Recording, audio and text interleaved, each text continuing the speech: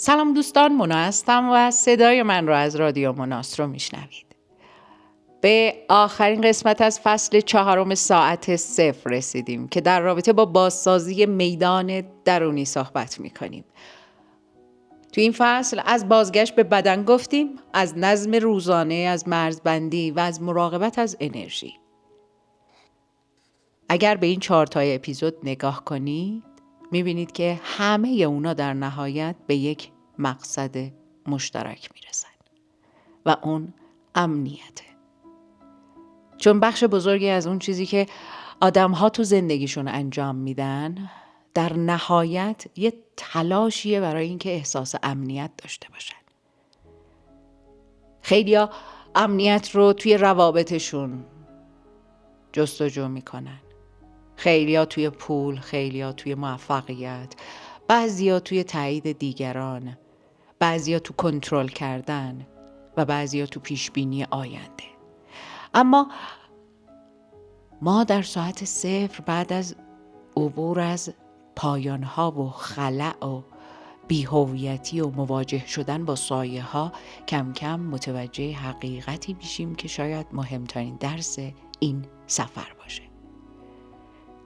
و اونم اینه که اگر امنیت فقط در بیرون باشه، زندگی همیشه قدرت ترسوندن تو رو خواهد داشت.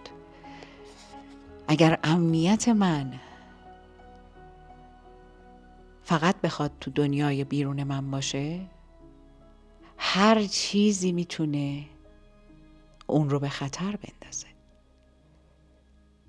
چون همه چیز در بیرون در حال تغییره. همیشه آدم‌ها تغییر میکنن، روابط تغییر میکنن، بدن من تغییر میکنه، شرایط مالی تغییر میکنه، جایگاه‌ها تغییر میکنه، حتی باورهایی که یه روزی مطمئن به نظر میرسیدنم تغییر میکنن.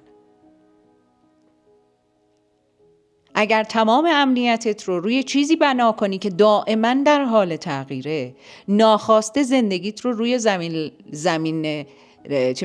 زمینی که پر از گسله ساختی که هر آن مثل جزیره ژاپن هر لحظه در حال لرزشه.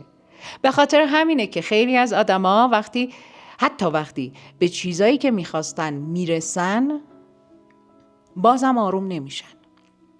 خونه دارن اما نگران از دست دادنشن. اون موقع که ندارن دنبال به دست آوردنشن تا امنیت به دست بیارن. وقتی به دست میارن میترسن از اینکه از دستش بدن. رابطه دارن اما از ترک شدن میترسن، از جدا شدن، از اینکه یه روزی از دستش بدن. پول دارن اما از آینده میترسن. موفقیت دارن اما از سقوط میترسن. از سقوط میترسن چون مسئله فقط شرایط بیرونی نبوده. مسئله این بوده که امنیت درونی هنوز ساخته نشده. ما فکر میکنیم اگر خونمون اینجا باشه، تو این منطقه باشه، امنیم. خونمون رو تو اون منطقه با 1000 تا تلاش و فلان و بهمان به هر شکلی خونه رو میگیریم و در آنی 1000 تا چیز میتونه رقم بخوره تا اون امنیت رو از ما بگیره. چالش اینجا میدونی چیه؟ اینه که صدایی تو سر ما میخواد امنیت رو از بیرون تهیه کنه. میگه اگه این اتفاق بیفته آروم میشم، اگه به اون نقطه برسم، اگر به اون جایگاه برسم خیالم راحت میشه، اگه به مقصد برسم دیگه حله، اگه فلان آدم کنارم بمونه امنیت دارم، اگه بچم بیاد امنم، اگه بچم بره ناامنم، اگه ازدواج کنم امنیت دارم، اگه به عشقم برسم امنیت دارم، اگه منو دوست داشته باشه. اما وقتی به اون نقطه میرسی، این صدای تو سر، این ذهن یه هدف جدید رو میخواد پیدا کنه و دوباره امنیت رو به آینده موکول میکنه. خب اینو دارم دیگه، خیالم راحت شد. حالا جدای از ترس از دست دادن و چی و چی و چی، ذهن میره سراغ امنیت تو آینده. دوباره میخواد تلاش کنه امنیتش رو بیشتر بکنه. حقیقتی که اینجا وجود داره اینه که امنیت درونی به معنای اطمینان از آینده نیست. هیچ انسانی نمیتونه آینده رو تضمین کنه. هیچ شرایط بیرونی و درونی نمیتونه آینده رو تضمین کنه. امنیت درونی یعنی اعتماد به توانایی خودت برای مواجهه با زندگی. من آدم وقتی میگم امنیت درونی دارم، یعنی هر چالشی بیاد من به خودم اعتماد دارم، به توانایی خودم در مقابل مواجهه شدن با اون مشکل دارم. یعنی بدونی حتی اگه همه چیزم مطابق برنامه تو پیش نره، تو همچنان میتونی باهاش روبرو بشی. یعنی بدونی حتی اگه شرایط تغییرم بکنه، هنوز یه چیزی در درونت وجود داره که فرو نمیریزه. ما وقتی بچه بودیم و کودکان کلن، امنیت رو از بیرون دریافت میکردیم. از والدینمون، از خونه، از مراقبت هایی که داریم و این کاملا طبیعیه.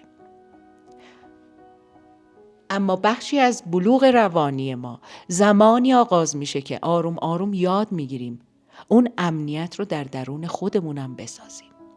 و بسیاری از آدم ها تا 100 سالگی تا آخر عمرشونم این رو متوجه نمیشن. اینو یاد نمیگیرن. چون کسی به همون آموزش نمیده.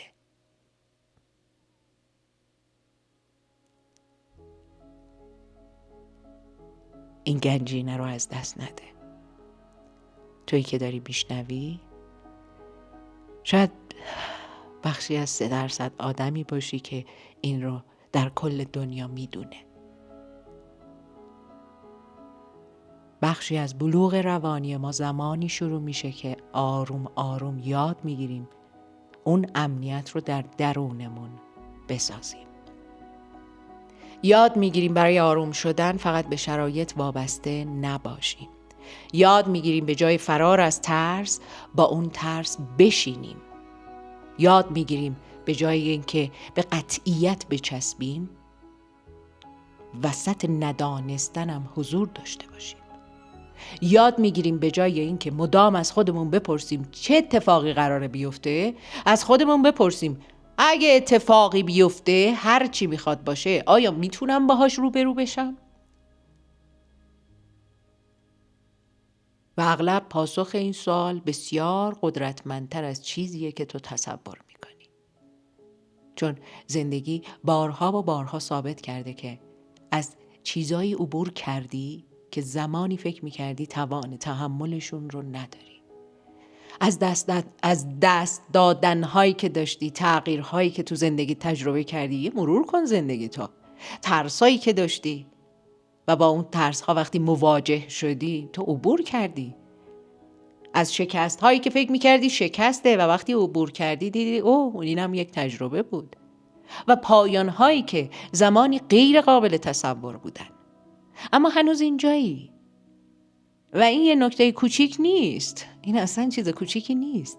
اون چیزی که توی این مرحله تو باید ازش رها بشی این باوره که آرامش تو نقطه ای از آینده یا یه جای دیگه یا توی این مکان و اون فضا یا توی یه دیگرانی منتظر تو نشسته. این باوری که آرامش یه جایی تو آینده منتظرت نشسته. اصلا این باور رو رها کن. حالا این آرامش، این امنیت میتونه تو آدم باشه، تو فضا و مکان باشه یا هر چیزی، پول باشه. و همچنین این تصور رو باید رها کنی که برای احساس امنیت همه چیز باید که تحت کنترل تو باشه. این که توهمه. و باید این عادت رو هم رها کنی که ارزش و آرامش خودت رو به شرایط بیرونی گره بزنی. و وقتی اینا رو رها کردی یه چیزی رو باید بسازی. اون چیزی که باید ساخته بشه اعتماده. اعتماد به خودت، به زندگی و اعتماد به توانایی سازگاری تو. سازگاری نه که من سازگار بشم با اون چیزی که حال منو بد میکنه ها، نه. اعتماد به سازگاری به دنیای جدیدت. ما در حال گذاریم، تو ساعت صفریم. اگه قرار باشه من سازگار بشم به اون چیزی که به حال من داره بد میکنه، عملا نه به خودم احترام گذاشتم، نه هیچی. اصلا تمام این همه قسمتی که ما در مورد ساعت صفر حرف زدیم و میزنیم زیر فرش، هیچ کدومو نفهمیدیم.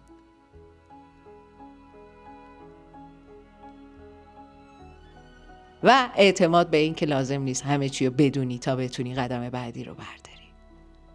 و همچنین باید رابطه‌ای عمیق‌تر با خودت بسازی، رابطه‌ای که توی اون هر زمانی که هر اتفاقی میفته و تو میترسی، خودت رو ترک نکنی. ترسیدن چیز بدی نیست، ما میترسیم، فوبیا میگیریم، تروما بهمون دست میده. و زمانی که این اتفاق میفته خودتو ترک نکنی. و زمانی که اشتباه میکنی خودتو تنبیه نکنی، خودتو سرزنش نکنی. و هر جایی که تو مسیرت داری میری، وقتی سختی وجود داره، دردی وجود داره و فشاری وجود داره، علیه خودت نجنگی. چون یکی از مهمترین نشونه های امنیت درونی اینه که بدونی تو هر شرایطی کنار خودت بمونی. کنار خودت خواهی موند. شاید دنیای بیرون همیشه قابل پیش بینی نباشه. شاید زندگی همیشه در حال تغییر باشه و همچنان تغییر کنه. شاید بعضی چیزا بیان و بعضی چیزا برن.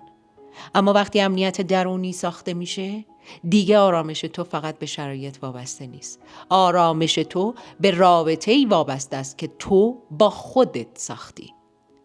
حالا از خودت بپرس، اگر هیچ تضمینی برای آینده وجود نداشته باشه، چه چیزی در درون من هنوز قابل اعتماده؟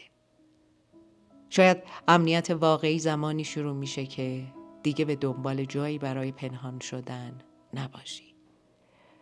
دنبال جایی برای امنیت نباشی، چون اونجا در وجود توه.